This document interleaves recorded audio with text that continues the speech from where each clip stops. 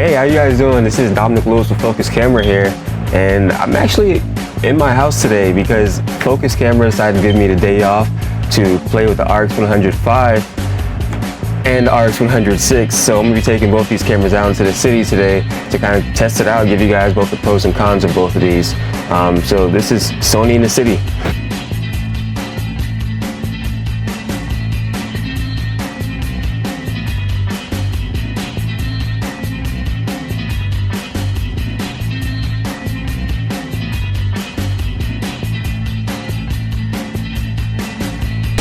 So, I'm in Herald Square, and I have the RX6. So the one thing that I noticed that's a key major difference between RX100 V and RX100 VI is the two lenses are different. I mean, with the RX100 V, you have a 24-70 lens that's at 1.8 to 2.8. Whereas with the RX100 VI, you have a 24-200, so you pretty much have a standard telephoto, but it comes with a sacrifice. So now you only have 2.8 to f4, so that's pretty much a key main difference. But I don't know. I pretty much have to try both of these out today, and we'll see which one takes the cake.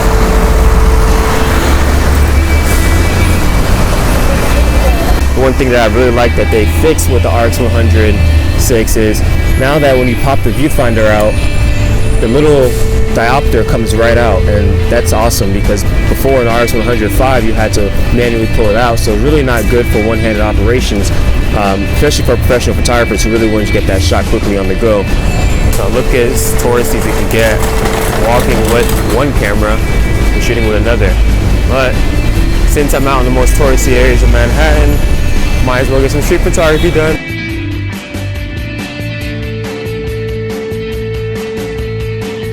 I'm doing this completely unstable, so I wanted to also test the stability in the RX100 V and the RX100 VI. We're currently shooting with the RX100 V just to see which one's better in terms of stability as well.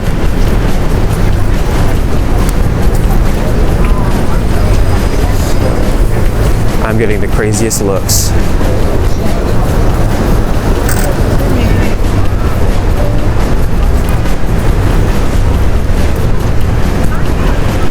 I know for street photography having a zoom lens is kind of cheating, but it sure does help.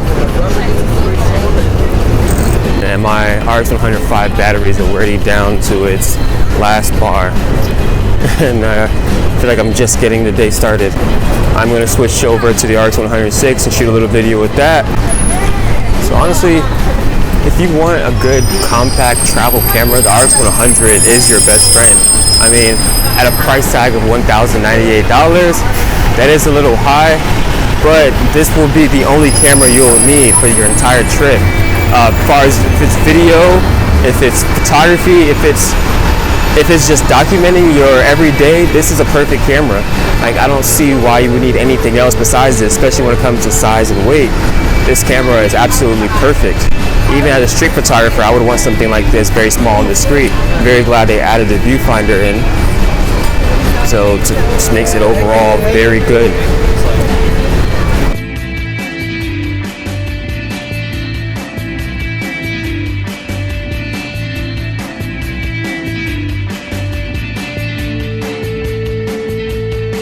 I'm going to take a couple pictures of the RX100 V. Ball drop. It's usually right here.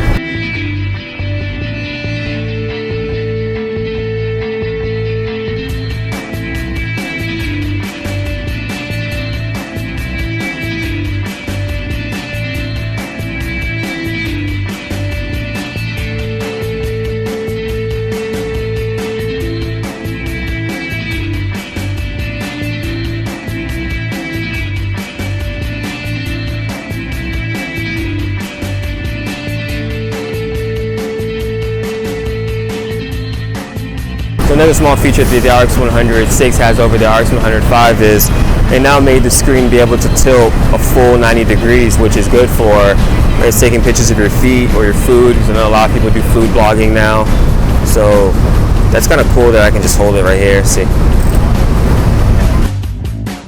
one of the things that I would have to say about the RX100 V and the RX100 VI overall, just from me using it for a couple hours here in Times Square, is they're both very decent cameras. I mean, they have the RX100 VI has slight advantage over the RX100 V. I would say if you already have the RX100 V, it makes no sense to upgrade, to spend extra money. But if you don't have one right now and you're looking to buy one, I'd say go with the RX100 VI, just because you're getting that super long telephoto also with it, which as with the RX100 V, you just have a 24 to 70. Now you have a 24 to 200. At $200, I definitely say is worth it. And of course, all the little small key features they added in. But I'd say both are very good and capable cameras. I'm gonna shoot around a little bit more with it to make sure.